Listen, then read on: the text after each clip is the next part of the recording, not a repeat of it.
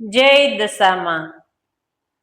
દશા તો દેવને ન છોડે અને ઈ ભલે હોય ભગવાન, કારણ પીપળા હેઠે પ્રભુના પારધીએ લીધા પ્રાણ.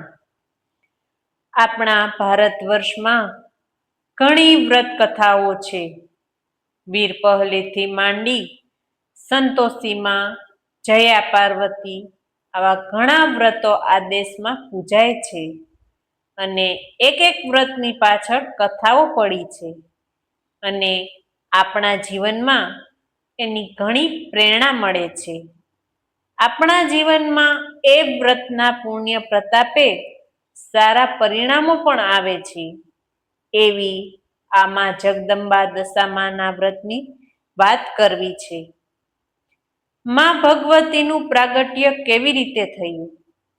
આજે ભારત વર્ષમાં ગામડાથી માંડી અને શહેર સુધી, ઝૂંપડેથી માંડી અને મોટા મોટા બંગલા સુધી આજે દશામાની વ્રત કથાઓ થાય છે.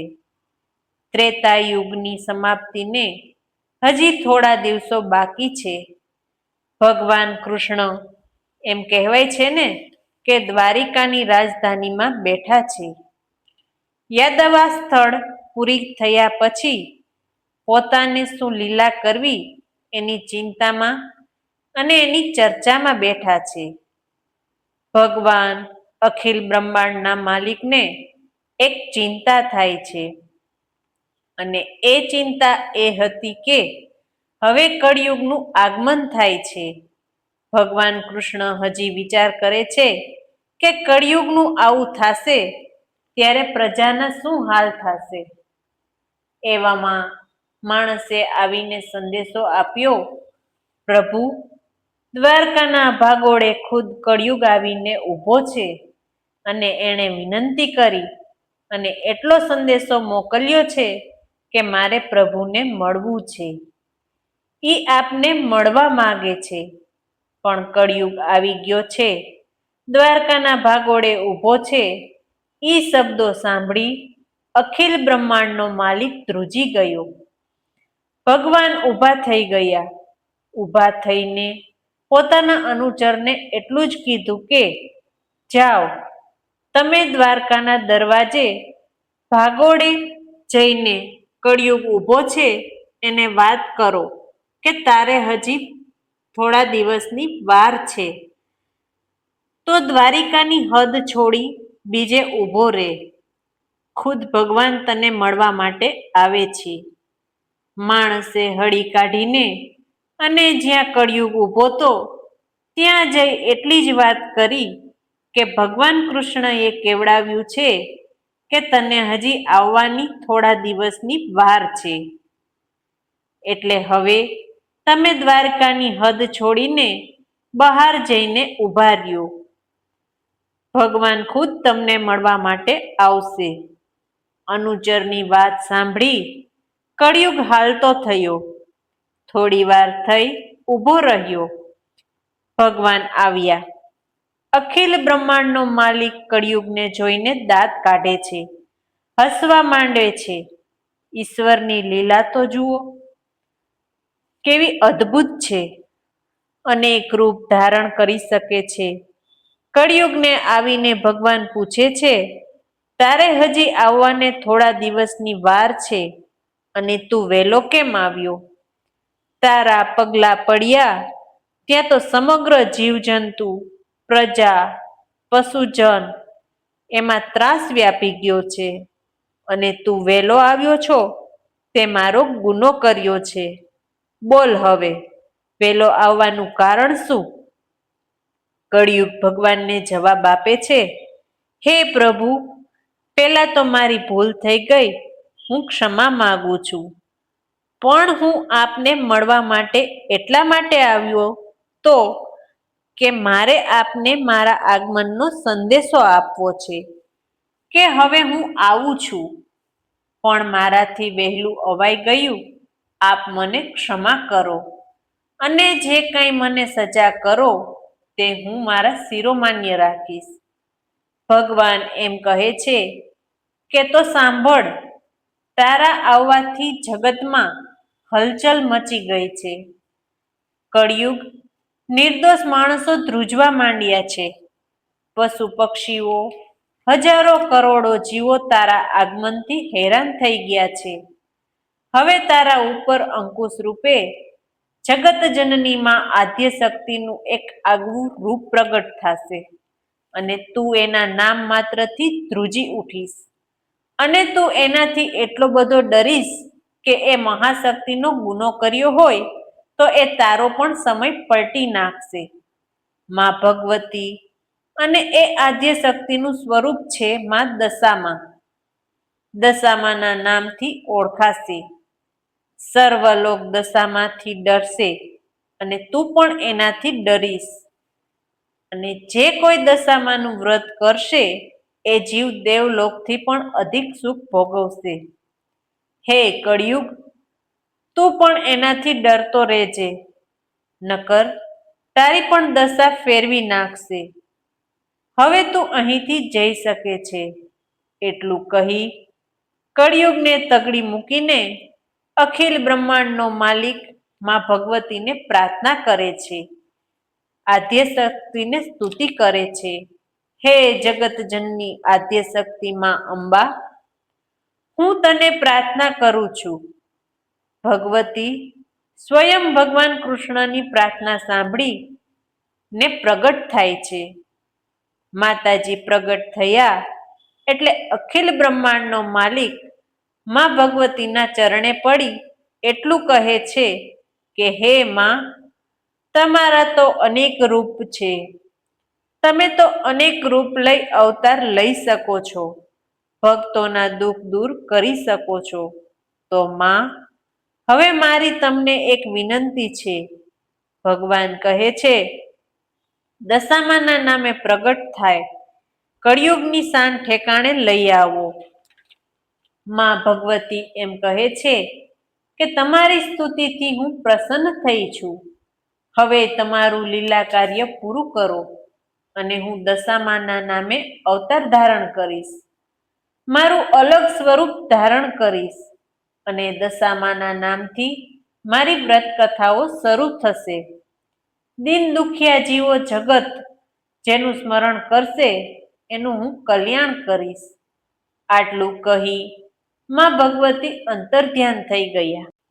અષાઢ મહિનાના અમાસના રોજ એક એવું વ્રત આવે છે જે તમારા બગડેલા ગ્રહોની દશા સુધારીને તમને સુખ, સમૃદ્ધિ, સૌભાગ્ય, ધન સંપત્તિની પૂર્તિ કરાવે છે. આ વ્રતને દશામાના વ્રત તરીકે ઓળખવામાં આવે છે. દશામાનું વ્રત અષાઢ વદ અમાસથી શરૂ થાય છે અને 10મે દિવસે તે પૂર્ણ થાય છે.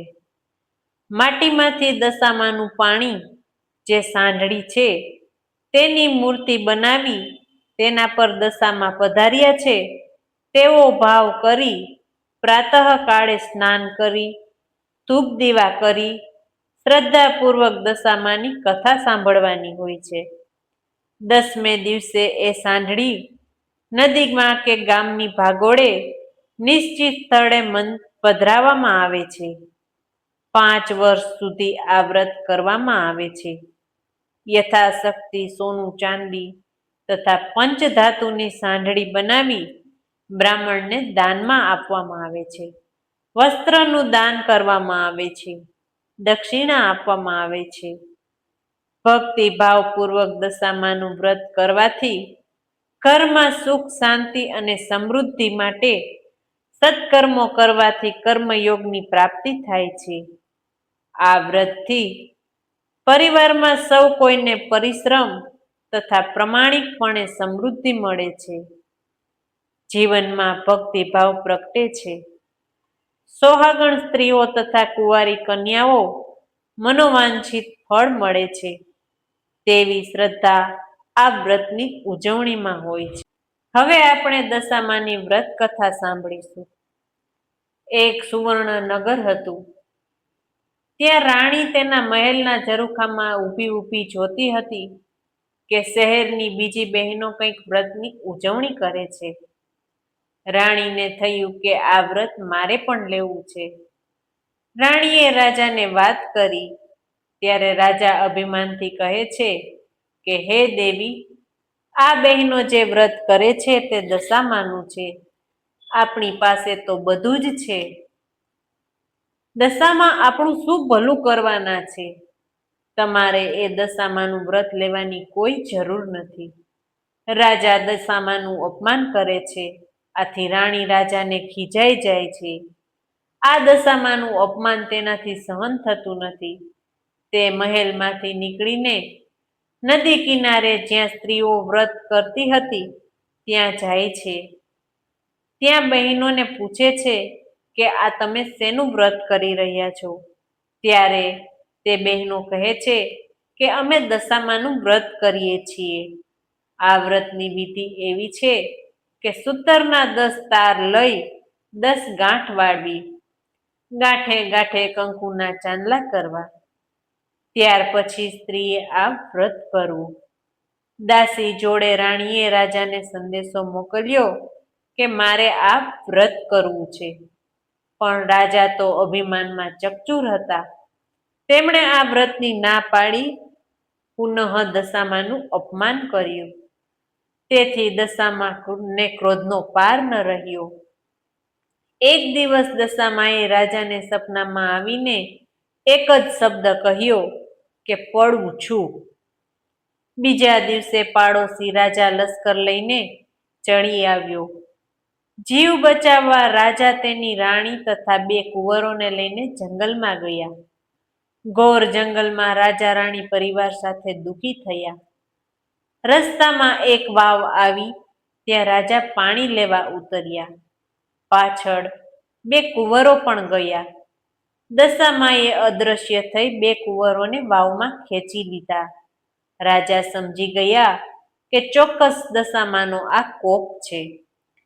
એ રાણીને આશ્વાસન આપતા સમજાવે છે કે જેણે આપ્યા એણે જ લઈ લીધા, હવે એ જ આપશે. આગળ જતા રાજા રાણીને અનેક દુઃખો સહન કરવા પડ્યા. એક વાડીમાં ગયા, ત્યાંના ફળ ફૂલ નાશ પામ્યા. માળીએ આ બંનેને પાપી છે એમ માની માર મારી ભગાડી મૂક્યા. રાજા તેમની બહેનના નગરમાં આવે છે. બહેન સોનાની ગાગરમાં ભાઈ માટે સુખડી તથા સોનાની સાકળ મોકલે છે. પણ દશામાના કોપથી સુખડી ઈંટના કટકા બની ગઈ અને સોનાની સાકળ કાળો નાગ બની ગયો. આ ગાગર પિત્તળની થઈ ગઈ. આ બધું જમીનમાં દાટી રાજા આગળ ચાલી નીકળે છે. આગળ જતા એક વાડીમાંથી તેણે વાડીના માલિક પાસે ખાવા માટે ચીભડું માંગ્યું. ખેડૂતને દયા કરીને એક ચીભડું આપ્યું. રાજાએ નક્કી કર્યું કે આગળ જઈને થોડો વિશ્રામ કર્યા પછી ચીભડું ખાવું અને ભૂખ સમાવવી.